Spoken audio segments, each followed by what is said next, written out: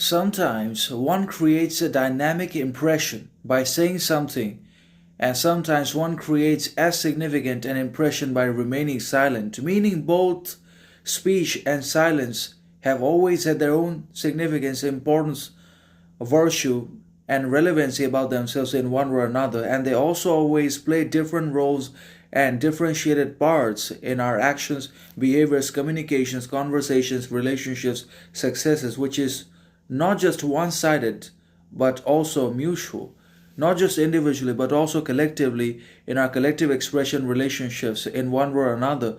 So, obviously, one is able to, or we are able to create a dynamic and manifold effect, impression, success, or failure by at least saying something.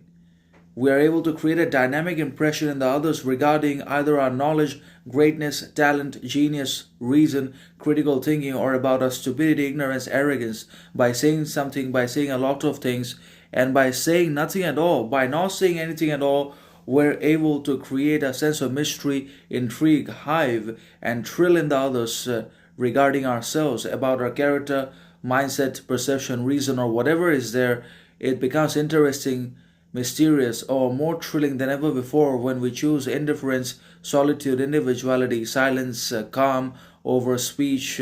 Also, humility, modesty, moderation are very powerful virtues as well in one way or another, and so is compassion. So, when we suddenly get, or when we suddenly fall silent, modest, moderate, indifferent, then the world is shocked at us. The world is mad at us by our behavior, not because we're bad, but because indifference, calm, silence are absolutely rare and almost non existent virtues and conditions in the human behavior in the world of noise, constant chaos, persistent pursuits, chases, limitless ambitions, and also unlimited, unconditional pain, misery, anxiety, desperation, frustration, etc. So, both silence and speech can be considered to be important, fundamental, significant, and relevant for ourselves depending upon the situation in which we're in and the kind of problems, difficulties, misfortunes